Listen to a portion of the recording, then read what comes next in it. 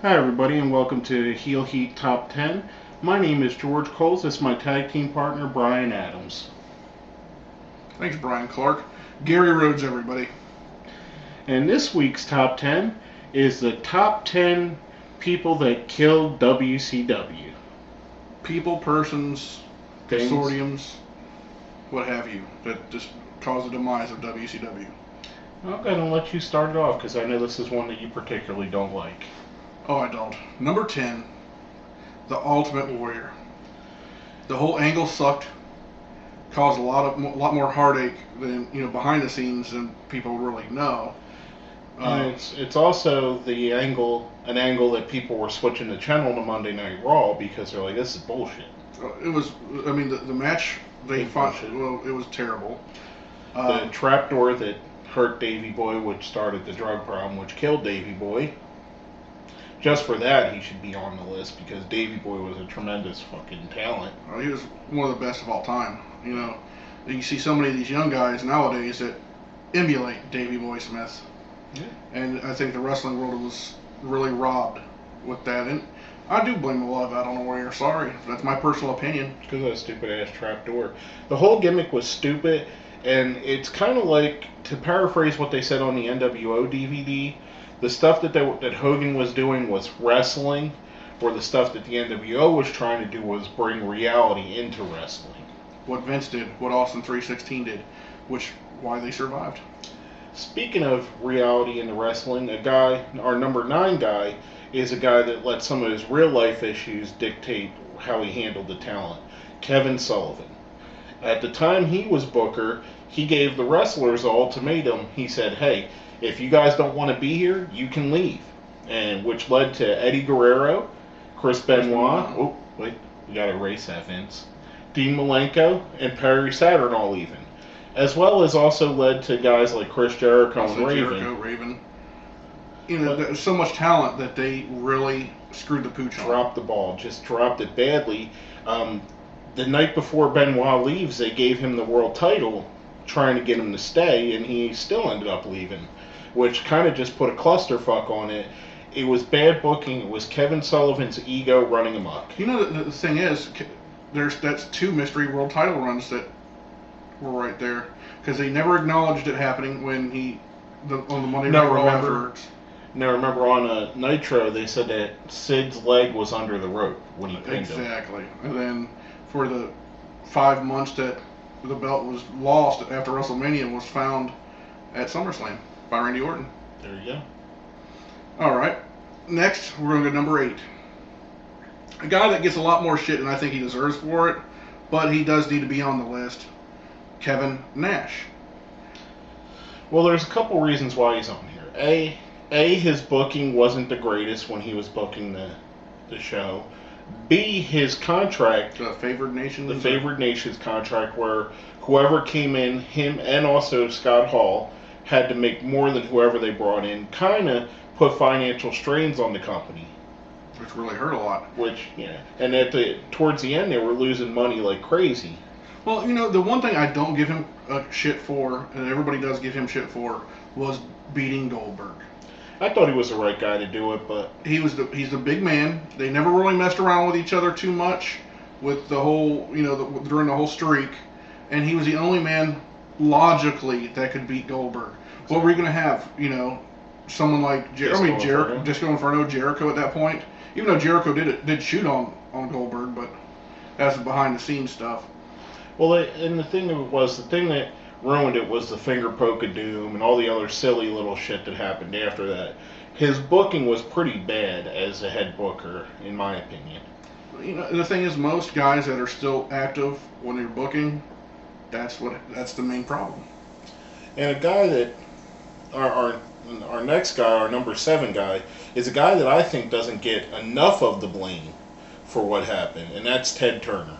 Ted Turner, for all the good he did for WCW, bankrolling the shit out of them, making wrestlers' contracts bigger, bringing real competition to the WWF at the time, he also was an absentee owner. He just said, here's a playbook, you guys do what you want. But he was hiring the wrong people to do it. He hired pizza guys. He hired everybody but wrestling guys. And when he did hire wrestling guys, he hired the wrong ones. Exactly. Shit, what's his name? Bill Watts? Bill Watts, he did good for what he did elsewhere for his own company, but he really, with the whole over-the-top disqualifications. School. Exactly. You know, we were in a modern age, and he was trying to bring it back into the 60s, not to screw with you or not, but the bingo hall era days and stuff like that, where, you know, they were just small venues. You're dealing with a big venue, national television. Don't you ever talk bad about a bingo hall, you son of a bitch. But you get what I'm saying. He's trying to take the quality back down to the Elks Lodges, exactly, the Moose Lodges, and all this bullshit. When, you know, they're on national chain or national television, and they should have been treated as such. Well, guys he hired like Jim Herd, like Russo and Ferrara to run the show, Harvey Schiller. I mean, these guys were guys that didn't really help him out that much, and like I said, if he would have paid a little bit more attention to his product, it might still be around. Well, number 6 is a guy that I've not really cared for, and it's just personal preference on this, but a lot of the things that he has done, I didn't care for. Tony Schiavone. I didn't care for a lot of his politics he did. You know, a matter of fact, he would know the outcomes of the matches, of course, but he wouldn't let no one else know what was going on. That way, he was in control of the situation. Well, the things I didn't like about Schiavone, I know he was spoon-fed the Foley line, the famous line that everybody remembers, that'll put asses in seats, but he hyperboiled everything in a world that you hype everything up. He was over the top. This is the greatest Nitro of all time. The main event's Goldberg versus Disco Inferno. And honestly, that's the reason I hated Goldberg was Tony Schiavone. Because, like you said, everything's Goldberg's the best wrestler in town, but Goldberg's this, Goldberg's that. I got tired of Goldberg after 3 weeks, dude. I'm being honest with you. You know, I was never a Goldberg fan. You see these, stupid people that would get the Goldberg tribal tattoo all over them. And not to say tribal tattoos are stupid. I got some, but it's the Goldberg one. They'd actually have the same one. I want the same one that guy has on the television. I don't really think that's stupid. If that's their favorite guy, go for it. I got fucking Darth Vader tattooed on my arm. Yeah. It's just a matter of personal preference on that. Schiavone, the reason I didn't like him was the way he announced, and that killed it for me. He was kind of like Gordon Solie on depressed pills. Except for Gordon Solie was 10 times better. Well, that's what I'm saying. Like Gordon Solie, like on depressants. 10 million times better. Yeah. Or on NyQuil. Now, our number 5 reason for WCW failing is AOL. America Online. They merged with Time Warner, which was the parent company of CNN, TNT, whatever they were, and also Ted Turner's television shows, which included WCW. They just flat out didn't want a wrestling show on their channel. And that's the reason why they didn't have TV, which is a reason why they decided to sell it to Vince, was because without TV, you're not making any money. Well, the thing is, and I'll give Turner credit, he was really adamant of trying to keep it, but at that point, Turner had no control of the company. No. AOL was in full control, and they thought wrestling was something they didn't want on one of their channels, and that's why they sold it. Okay, well, we're going to number 4. It's actually tied because they were a team. Well, it's tied. Well, they're a team. Russo and Ferrara. They were brought in as the saviors at a time where WCW was tanking badly, and they were the guys that everybody pointed to and said, these are the guys behind the Attitude Era. These guys helped the Attitude Era. Well, when they got there, you seen that, yes, they had some great things, but without a filter, without Vince McMahon saying, no, don't do that. That's too stupid. Don't do this. They did have some great stuff they did in WCW, but they also had some stuff like Viagra on the pole matches. Exactly. I didn't care for Ferrara. David Arquette as champion. Ed Ferrara making fun of one of the most beloved people in wrestling. You don't make fun of Jim Ross. You know, that's the thing. I mean, well, you do, but you do it tastefully. Well, that's the thing. Vince McMahon can get away with doing it because that's his boss, and I'm sure it's just their little ribs at each other. Because, I mean, when Jim tried to turn heel back in the day, he went off on Vince. Just all the nature of the beast.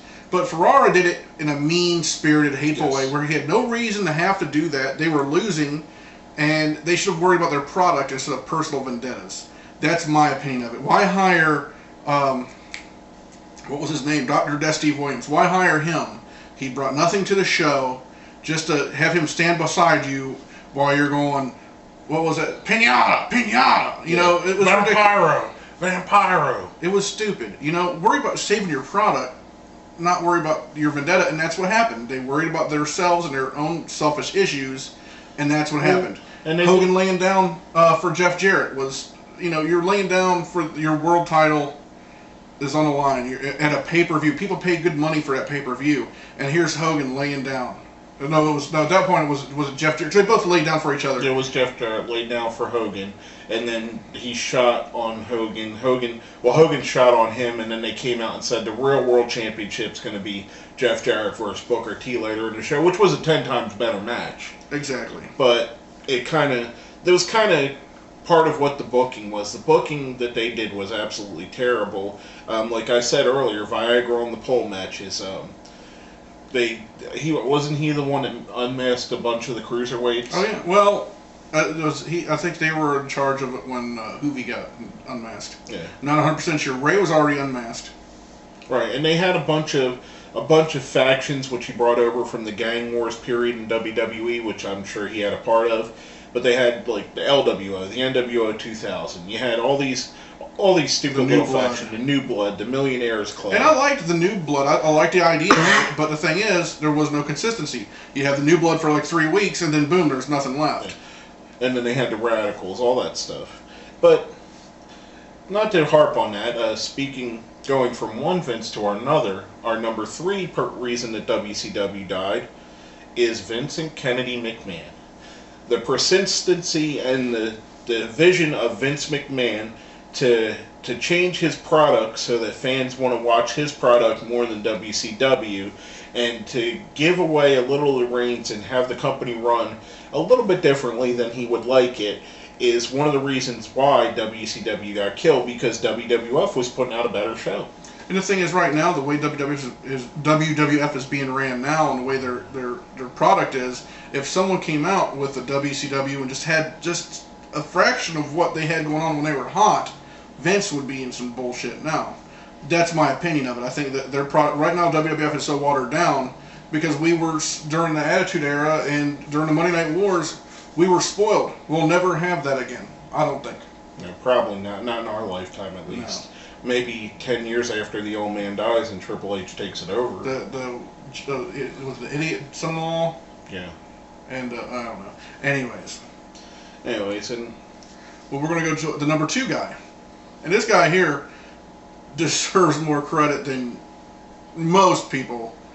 I just really, and I liked the guy when I was a kid, Hulk Hogan. Hogan's ego is the biggest thing in wrestling right now. Ever. Hogan's ego is bigger than Austin 316.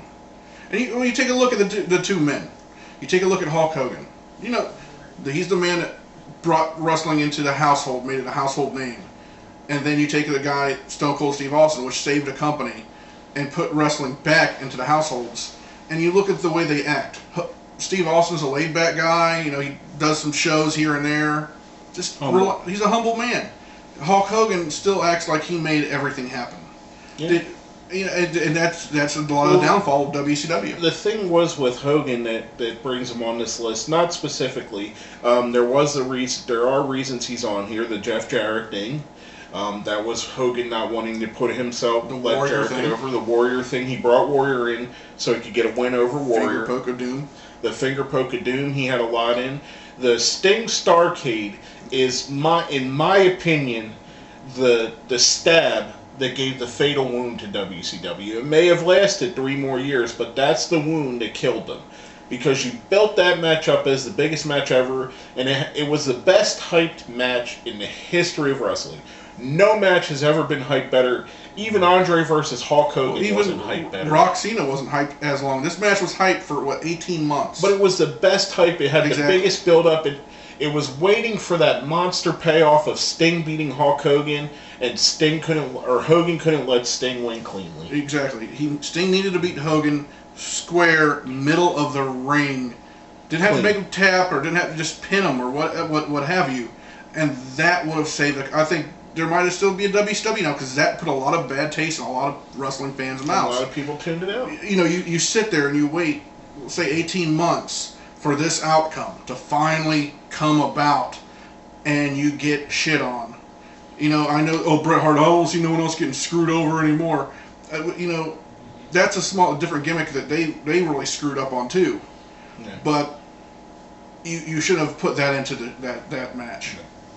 It wasn't necessary, and it killed, in my opinion, that was the wound that killed him. It took him a long time to die, but that was the killing wound. Mm-hmm. Now, before we get on to our number one guy, some of the best of the rest are Scott Hall. The only reason he's not up there with Nash and Hogan is he did help create the NWO, and he did bring some of the bad habits of the NWO, but he really didn't have as much power as the other two.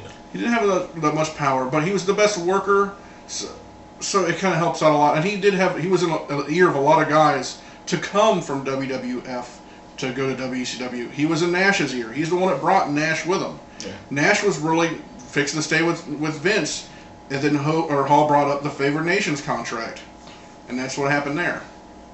Next, Harvey Schiller, one of the big wigs for Time Warner at the time. He was Bischoff's boss. He was Russo and Ferrara's boss. I mean, he should have been more he was right under Ted Turner. He should have been more into the product. Exactly. And another guy is Jeff Jarrett.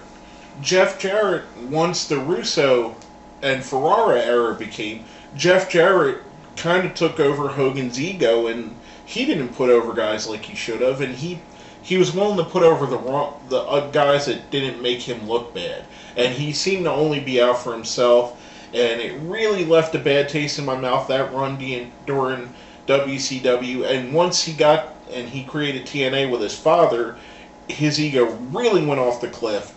But it started in WCW, and if Jeff Jarrett, who, don't get me wrong, at that time Jeff Jarrett was a hell of a worker. He could put on a hell of a match. He sold 1,000 guitars, but could never sell a seat though. No. And he was Russo's right-hand man. Exactly. It was plain favoritism on that fact. And, like you said, he was a great wrestler. Actually, Shawn Michaels said in an interview one time back in the day that Jarrett was one of his favorite opponents because they were so similar in size and almost in speed and ability. But, Jarrett I always called him the poor man Shawn Michaels. There you go. And that's basically what we have for the best of the rest. And I'll go ahead and let you do the number one guy, Gary. Oh, really? Oh, yeah, why not? Thank you. Number one guy, and a lot of people are going to agree and disagree on this, Eric Bischoff. Not only is Eric the reason for WCW rising so high, he's also a lot of the reason for it coming down so far. He gave Hogan the huge contract, Bret Hart the huge contract, Nash and Hall the favored nations contract. Brought in the Warrior. He was throwing around money like it was fucking Monopoly money. And that, in my opinion, is something that led to the demise, because when AOL came in, they were losing $50 million a year, and they said, we don't need this. We don't need to lose $50 million. No. We can just not have wrestling. And the thing is, Bischoff made that monster, but he was the cause of its death. Exactly. If Bischoff would have had a right-hand man, someone that could say, hey, I wouldn't do this, instead of a whole bunch of glad-handed yes men, then I think they might have still have a product, because it was all of Eric Bischoff's ego. When it was the 84 weeks or whatever it was in a row, he shows up with a guitar, with the motorcycle, and he's showing off and shit like that, and all it took was your boy to interrupt Vince versus Austin, and that's when it just deteriorated. Yep. And I agree. I mean, the guy gets all the credit for building up WCW. I think he should take a lot of the credit for knocking it down as well. The spending was my main issue. The nonsensical booking himself as the guy in the NWO didn't make sense when you already had Ted DiBiase as the leader. I mean, him being on the TV shows, being wrestling matches with guys like Leno. It just, there were so many mistakes that he made that puts him right up here on the top of our list. If I was Ted Turner, what I would have done is after a couple of years, I would replace Bischoff with somebody else. You know, like every 4 years you have a president. If we had the same president for 10 years, or 20 years at a time, or whatever, things are bad are going to happen. You have to freshen things up a little bit, and I think that's what that company needed. Exactly.